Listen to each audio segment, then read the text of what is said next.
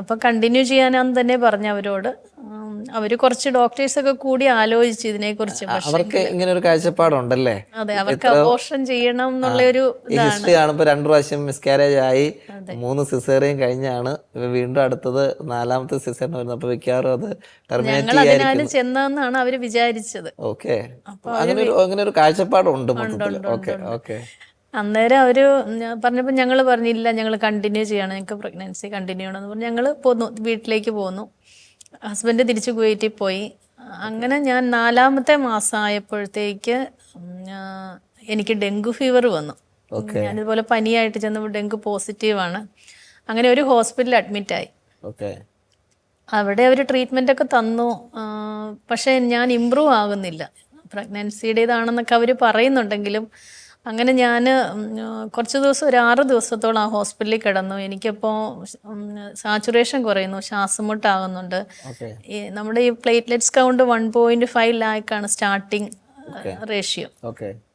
പക്ഷെ എൻ്റെ അവിടുന്ന് പെട്ടെന്ന് ഇത് ഡൗൺ ആയി 11,000ലേക്ക് എത്തി. അപ്പം എൻ്റെ ചേച്ചിയുടെ ഒരു ഫ്രണ്ട് പറഞ്ഞിട്ടാണ് എന്നെ അവിടുന്ന് ആംബുലൻസ് വേറൊരു ഹോസ്പിറ്റലിലേക്ക് ഷിഫ്റ്റ് ചെയ്തത്. ഒരുപാട് ഒത്തിരി താന്നുപോയി. പക്ഷേ എനിക്ക് ഈശോയുടെ കരുണയിൽ ബ്ലീഡിങ്ങോ നമ്മുടെ വേറെ ഒരു പ്രശ്നങ്ങളോ ഒന്നും ഉണ്ടായില്ല. അങ്ങനെ ഞാൻ ആംബുലൻസിൽ അടുത്ത ഹോസ്പിറ്റലിലേക്ക് പോയി. വലിയൊരു ഹോസ്പിറ്റൽ അവിടെ തന്നെ ഉണ്ടായിരുന്നു. അവിടത്തേക്ക് എന്നെ ഷിഫ്റ്റ് ചെയ്തു. അങ്ങനെ ഞാൻ ആംബുലൻസിൽ പോയി. അവിടെ ICUവിലൊരു 10 ദിവസത്തോളം ഏകദേശം ഉണ്ടായിരുന്നു. അങ്ങനെ ഷിഫ്റ്റ് ചെയ്ത് പോയി കഴിഞ്ഞ സമയത്താണ് ചെന്നു. എനിക്ക് തരാവുന്ന ട്രീറ്റ്മെൻറ്റൊക്കെ അവർ തന്നു. പക്ഷെ ഞാൻ റെസ്പോണ്ട് ചെയ്യുന്നില്ല, ഈ ട്രീറ്റ്മെൻറ്റിനോടൊന്നും റെസ്പോണ്ട് ചെയ്യുന്നില്ല. പ്ലേറ്റ്ലെറ്റ്സ് റിസീവ് ചെയ്യും, പക്ഷേ എൻ്റെ കൗണ്ട് കൂടുന്നില്ല. അപ്പോൾ ഡോക്ടേഴ്സ് എൻ്റെ ചേച്ചിയെ വിളിച്ചിട്ട് പറഞ്ഞു, കുറച്ച് 1-2 ദിവസം കഴിഞ്ഞ് കാണുമെന്ന് ഞാൻ കരുതുന്നു. അപ്പം ചേച്ചിയെ വിളിച്ചിട്ട് പറഞ്ഞു, ഈ റെസ്പോണ്ട് ചെയ്യുന്നില്ല ട്രീറ്റ്മെൻറ്റിനോട്, അപ്പം ഞങ്ങൾക്ക് ഇനി ഒന്നും ചെയ്യാനില്ല, മെഡിക്കൽ സയൻസ് ഹെൽപ്ലെസ് എന്ന് അവർ പറഞ്ഞു. അപ്പോൾ ചേച്ചി ഇങ്ങനെ സിസ്റ്റർ ആയതുകൊണ്ട് പറഞ്ഞു, നിങ്ങൾ പ്രാർത്ഥിക്കുമല്ലോ, നിങ്ങൾ നിങ്ങളുടെ ദൈവത്തോട് പ്രാർത്ഥിക്കുക എന്നവർ പറഞ്ഞു. ഇത് നമ്മളറിയുന്നുണ്ടോ ഈ പറയുന്നത്? ഇതൊന്നും ഞാൻ അറിയുന്നില്ല അച്ഛാ, എനിക്ക് മാത്രം അറിയില്ല. അപ്പം ചേച്ചി എല്ലാവരോടും പറഞ്ഞു, ഹസ്ബൻഡ് വന്നു കുവൈറ്റിൽ നിന്ന്, ബാക്കി എല്ലാവർക്കും അറിയാം, എനിക്ക് മാത്രം അറിഞ്ഞുകൂടാ. ഞാൻ നല്ല കോൺഷ്യസ് ആണ്, ടയേർഡാണെങ്കിലും നമ്മൾ എല്ലാം അറിയാമല്ലോ. അപ്പം ഞാനിങ്ങനെ ഇരിക്കുമ്പോൾ എൻ്റെ മനസ്സിൽ തന്നെ ഒരു തോന്നലുണ്ടായി, ദൈവമേ കുമ്പസാരിച്ച് കുർബാന സ്വീകരിക്കാം, ഞാൻ എന്നാടേലും സിക്കായിട്ടിരിക്കുകയാണല്ലോ എന്നൊക്കെ തോന്നലുണ്ടായി. അപ്പം ഞാൻ ചേച്ചിയോട് പറഞ്ഞു, എനിക്ക് കുമ്പസാരിച്ച് കുർബാന സ്വീകരിക്കണം എന്നിങ്ങനെ പറഞ്ഞു. അപ്പം ചേച്ചി ഞങ്ങളുടെ ഇടവക വികാരി അച്ഛനെ വിളിച്ചു, ഫാദർ ഡേവിസ് ചാലശ്ശേരി അച്ഛൻ. അച്ഛൻ വന്നു എന്നെ കുമ്പസാരിപ്പിച്ചു, എനിക്ക് വിശുദ്ധ കുർബാന തന്നു ഹോസ്പിറ്റലിൽ. ആ വിശുദ്ധ കുർബാനയുടെ ഒരൊറ്റ ശക്തിയാൽ, ജീവിക്കുന്ന ദൈവത്തിൻ്റെ സാന്നിധ്യം കൊണ്ട് മാത്രം എൻ്റെ കൗണ്ട് അന്ന് തൊട്ട് കൂടി തുടങ്ങി. ഞാൻ റെസ്പോണ്ട് ചെയ്യാൻ തുടങ്ങി. ഈ ട്രീറ്റ്മെൻറ്റിനോട് ആ വിശുദ്ധ കുർബാന സ്വീകരിച്ചപ്പോൾ മാത്രം, അത് കഴിഞ്ഞപ്പോൾ മാത്രം ഞാൻ റെസ്പോണ്ട് ചെയ്ത് തുടങ്ങി. അപ്പോൾ പിന്നെ എനിക്ക് ട്രീറ്റ്മെൻറ്റുകളൊക്കെ തന്നു. ഞാൻ ഏകദേശം ഒരു 10 ദിവസത്തോളം ICUവിലായിരുന്നു. തളർന്നു പോകുന്നത് പോലെയൊക്കെയുള്ളൊരവസ്ഥയായിരുന്നു. എന്നുവെച്ചാൽ എനിക്ക് ടോയ്ലറ്റിൽ പോകാനോ ഒക്കെ ഭയങ്കര ബുദ്ധിമുട്ടായിരുന്നു, എഴുന്നേൽക്കാനും ഒക്കെ ഭയങ്കര പാടായിരുന്നു. അങ്ങനെ 10 ദിവസം കഴിഞ്ഞു. ഞാൻ തിരിച്ചു നടന്നു തന്നെ ദൈവത്തിൻ്റെ കരുണയിൽ ഞാൻ തിരിച്ച് വീട്ടിലേക്ക് പോയി. അങ്ങനെ പ്രഗ്നൻസി കണ്ടിന്യൂ ചെയ്യാനായിട്ട് ദൈവം അനുവദിച്ചു. 4 മാസമുള്ളപ്പോൾ 4 മാസമുള്ളപ്പോൾ 4-നും 5-ന്റെ ഇടയ്ക്ക് അങ്ങനെ മുമ്പോട്ട് നീങ്ങി.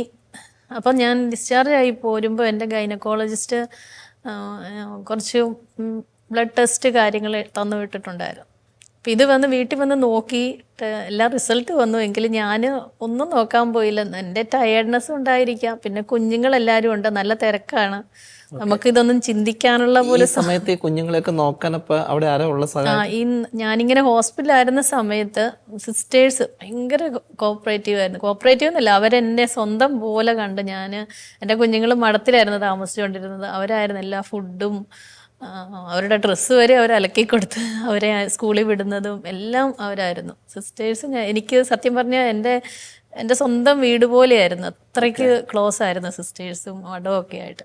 ചേച്ചി ഉള്ളത് കൊണ്ടല്ല, അവര് എന്നെ നോക്കി. അങ്ങനെ ഞാൻ പ്രഗ്നൻസി കഴിഞ്ഞ് വന്നു, ഈ ബ്ലഡ് റിസൾട്ട് വന്നു. ഞാനിത് കാണിക്കാൻ പോയില്ല സത്യം പറഞ്ഞ്, അങ്ങനെ മറന്നുപോയി. പിന്നെ എപ്പോഴോ ഇത് ഓർത്തപ്പം ഞാനും ചേച്ചിയും കൂടെ ഡോക്ടറെ അടുത്ത് പോയി. ഈ ബ്ലഡ് റിപ്പോർട്ട് കണ്ട് ഇങ്ങനെ ഈ ഡോക്ടർ തലയ്ക്ക് കൈ വെച്ച് ഇങ്ങനെ കുനിഞ്ഞിരിക്കുക. അപ്പോൾ പല പ്രാവശ്യവും ഈ ഡോക്ടർ എന്നോട് പറഞ്ഞിട്ട് ഞാൻ അനുസരിക്കുന്നില്ലല്ലോ അവരുടെ അബോർഷൻ എന്നുള്ള ഇതിലേക്ക്. അപ്പോൾ അവർക്കൊരു ശകലം എന്നോടൊരു പുച്ഛവോ ദേഷ്യമോ ഒക്കെ ഉണ്ട്. അപ്പം ഈ റിസൾട്ട് കണ്ടപ്പോൾ ഡോക്ടർ ഇങ്ങനെ ഇരിക്കുന്ന കണ്ടു. അത് കഴിഞ്ഞ് ഡോക്ടർ ഇങ്ങനെ പറഞ്ഞ് കുഞ്ഞ് 99% ഈ ട്രൈമാർക്കർ ടെസ്റ്റ് എന്ന് പറഞ്ഞ ഈ ടെസ്റ്റ് പോസിറ്റീവാണ്. അപ്പം കുഞ്ഞിന് മന്ദബുദ്ധിയായി പോകാനുള്ള ചാൻസാണ് 99%ഓളം ഉള്ളു, അങ്ങനെയാണെന്ന് പറഞ്ഞു. അപ്പം ഡോക്ടർ പിന്നെ പെട്ടെന്ന് ഞങ്ങളോട് അബോർഷൻ എന്നുള്ള ഒരു ഇതിലേക്ക് വീണ്ടും വന്നു. അപ്പം ഒത്തിരി നേരത്തേക്ക് ഡോക്ടർ ഇങ്ങനെ സംസാരിച്ച് അബോർഷനെ കുറിച്ച് പറഞ്ഞപ്പോൾ എനിക്ക് കുറച്ചു നേരം കഴിഞ്ഞപ്പം ഒരു മനസ്സിലൊരു ഇറിറ്റേഷനായി. അപ്പം ഞാനിങ്ങനെ ഡോക്ടറോട് പറഞ്ഞു, ഡോക്ടറെ ഞങ്ങൾ ക്രിസ്ത്യാനികളാണ്, ഞങ്ങൾ ഒരിക്കലും അങ്ങനെ ചെയ്യില്ല. ദൈവം എന്നെ കരുണ കാണിച്ചുകൊണ്ടാണ് ഞാൻ അങ്ങനെ പറഞ്ഞതല്ല, അത് എൻ്റെ ഒരു കഴിവുകൊണ്ടല്ല. അപ്പോൾ ഞാൻ പറഞ്ഞു ഞങ്ങൾ ക്രിസ്ത്യാനികളാണ്, ഞങ്ങൾ ഒരിക്കലും അബോർഷൻ ചെയ്യില്ല, ഞങ്ങളേക്ക് പ്രഗ്നൻസി മുമ്പോട്ട് പോവുകയാണ് എന്നിങ്ങനെ പറഞ്ഞു. എങ്ങനെ കിട്ടിയാലും ഞങ്ങൾ കുഞ്ഞിനെ നോക്കും എന്ന് പറഞ്ഞു. അപ്പോൾ ഡോക്ടർ പറഞ്ഞു നിൻ്റെ വിശ്വാസം നിന്നെ രക്ഷിക്കട്ടെ എന്ന് പറഞ്ഞ് എന്നെ വിട്ടു. ഞങ്ങൾ അവിടെ നിന്ന് പോന്നു, തിരിച്ച് വീട്ടിലെത്തി. അപ്പം എനിക്ക് വേണ്ടി ഈ ഡെങ്കു വന്ന സമയത്ത് ഒത്തിരി പേര് പ്രാർത്ഥിക്കുന്നുണ്ടായിരുന്നു, ഒത്തിരിയേറെ അവിടെയുള്ള അച്ഛന്മാരും. അങ്ങനെ ചേച്ചി സിസ്റ്റർ ആയതുകൊണ്ട് അങ്ങനെ ഒത്തിരി പ്രാർത്ഥനാ സഹായങ്ങൾ പലരുടെ അടുത്തുനിന്ന്, ലോകം മുഴുവൻ എന്ന് പറഞ്ഞ പോലെ നമ്മൾ ആരുമായിട്ടല്ല എങ്കിലും ദൈവം തന്നു അത്രമാത്രം പ്രാർത്ഥനാ സഹായങ്ങളുണ്ടായിരുന്നു. അപ്പം ഇത് വീണ്ടും എല്ലാവരും അറിഞ്ഞു കുഞ്ഞിനിങ്ങനെ ഒരു കോംപ്ലിക്കേഷൻ ആണെന്നുള്ളത്. അങ്ങനെ പ്രോ ലൈഫിൻ്റെ അച്ഛൻ ഒക്കെ അവരെല്ലാവരും നമുക്ക് ഭയങ്കര സപ്പോർട്ടായിരുന്നു, എല്ലാവരും നമ്മളെ സഹായിക്കുന്നുണ്ടായിരുന്നു. അങ്ങനെ ഇരുന്ന സമയത്താണ് ഡൊമിനിക് വാളമ്പനാലച്ചൻ്റെ ഒരു ധ്യാനം വരുന്നത്, കൺവെൻഷൻ ബോംബെയിൽ വരുന്നുണ്ടായിരുന്നു. അപ്പോൾ ഞാൻ സിക്കാണ്, എനിക്ക് വയ്യ. അപ്പോൾ എനിക്ക് ഈ കൺവെൻഷന് പോകണമെന്ന് ഭയങ്കര ആഗ്രഹമാണ്, എങ്ങനെയെങ്കിലും ഒന്ന് പോകണം. എൻ്റെ ഒരു ഫ്രണ്ട് എന്നെ കമ്പല് ചെയ്യുന്നുണ്ടായിരുന്നു പോകണമെന്നുള്ളത്. പക്ഷെ ചേച്ചിക്ക് വിടാനായിട്ട് പേടിയാണ്, ഞാൻ എനിക്ക് എന്തെങ്കിലും സംഭവിച്ചു പോവുക എന്നുള്ളത് കൊണ്ടായിരിക്കണം. ഇനി അവസാനം ചേച്ചി സമ്മതിച്ചു. ഞങ്ങൾ അവിടുന്ന് കുറേ പേര് ഒന്നിച്ച് ചേച്ചിയും കുഞ്ഞുങ്ങളും ഒക്കെ ആയിട്ട് പോയി. അവിടെ ചെന്ന് ധ്യാനത്തിൻ്റെ 4-ാമത്തെ ദിവസം, കൺവെൻഷൻ്റെ 4-ാമത്തെ ദിവസം അച്ഛൻ ആരാധന നടത്തിക്കൊണ്ടിരിക്കുന്ന സമയത്ത് താമസിച്ചു. കാരണം നാസിക്കിൽ നിന്നൊരു 3-4 കിലോമീറ്റർ ദൂരമാണ്. അപ്പം അവിടെ പോയി അങ്ങനെ 4-ാമത്തെ ദിവസം അച്ഛൻ വിളിച്ചു പറഞ്ഞു, ഒരമ്മയുടെ വയറ്റിലുള്ള ക്രിട്ടിക്കലായിട്ട് രോഗമുള്ളൊരു കുഞ്ഞിനെ ഈശോ സ്പർശിക്കുന്നു എന്ന് പറഞ്ഞു. അപ്പം എൻ്റെ വിചാരം വെച്ചാൽ ഈ ഇത്രയും മനുഷ്യർ വന്നിട്ടുണ്ടല്ലോ, 10,000-20,000 മനുഷ്യർ വന്നിട്ടുണ്ട്.